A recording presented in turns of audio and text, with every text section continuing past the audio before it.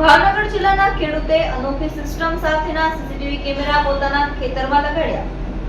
હાલના સમયમાં ખેડૂતો પોતાના ખેતર પર અવનવા પાકોનું વાવેતર કરતા હોય છે, પરંતુ હવે કેટલાક ખેડૂતો આધુનિક યુગમાં અવનવી સિસ્ટમોનો અને અવનવી પદ્ધતિઓનો ઉપયોગ